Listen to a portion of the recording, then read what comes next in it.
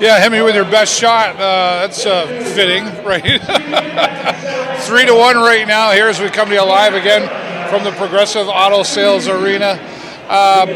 Very sneaky goal by Saginaw. It was a little sneaky, but like we were talking about, Mitch Elliott was discussing in quite a heated battle. I'm shocked he didn't get 10 minutes for it because I read his lips. And it's hard to see from up there, but yeah, I got the impression. I was shocked that he didn't get it, but he was claiming he was tripped, and I know he fell, but I don't know. So, you know what? It's he didn't get over to the post. The goalie's got to get over on the post. It's a wraparound.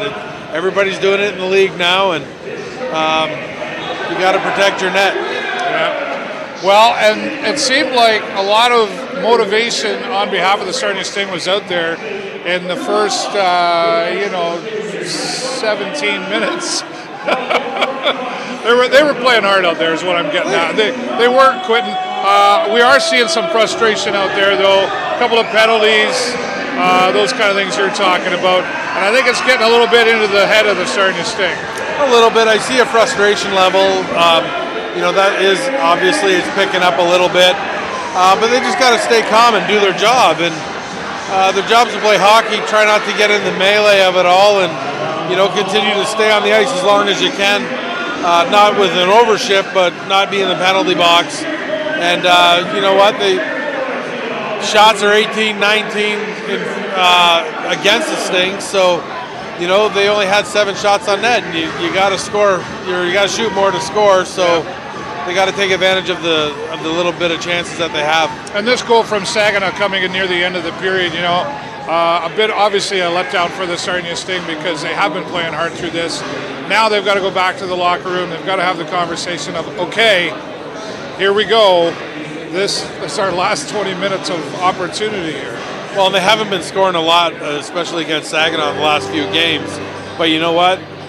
They still got all they need is 3 goals in one period, and this is definitely a team that can do that. So you just need to stick to their game plan and just go play hockey again and try not to get caught up in all the mischief and all the shenanigans. Yeah, well, we've mentioned that before where the emotions come into play. And now going into a third period, we talked about how this second period was really going to have a lot to say about what happened moving forward with the Sarnia Sting. Now it's coming into the third period. The emotions have got to be getting up there much higher because they know they've got to do something at game 3 here. I just hope they don't squeeze the stick a little tighter, just kind of stay calm and relax and get your opportunities and bury them. Same in the second period. There's a couple little bounces there that this goalie's letting those bounces kind of go within 3 or 4 feet of the net in his crease. But if no one's there to knock it in, then nothing's going to happen with it. So yeah. I think you got to rush the crease or crowd the crease a little bit more, and good things will happen. Yeah. Happy birthday to Hugo Lavinius, by the way. I didn't catch how old he is, but they were playing the birthday song out there for him early. Maybe he would be a nice birthday gift, getting a couple of goals for the Sarnia Sting. Well, he was upset at that Saginaw guy that didn't bring him a birthday gift, and he gave him a 2-hander across the whatever. And I was shocked that it wasn't more than 2 minutes. When it turns into a baseball bat type formation, not your normal slash, but I guess, the other guy slashed him first. I don't know. Meet you at the swings. You started it, right? Yeah. My mom's tougher than your mom. That's right. But no, it's just, it's one of those things. And hopefully Hugo can get a nice goal. Maybe a winning goal today for his birthday would be awesome. Yeah. And, something from Hugo, we don't always see a lot of his frustration come out that strongly. So I keep going back to the emotions, but there's a good example of a guy who he gets poked a lot and pushed around, and he just whatever, he kind of knocks the fly off his shoulder. But tonight we are seeing some of that, and that's got to get kind of rubbed off onto some of the other players sometimes. Got to bring it down a notch. Exactly. I mean, it's nice to have that passion. It's nice to be motivated. It's nice to get all fired up.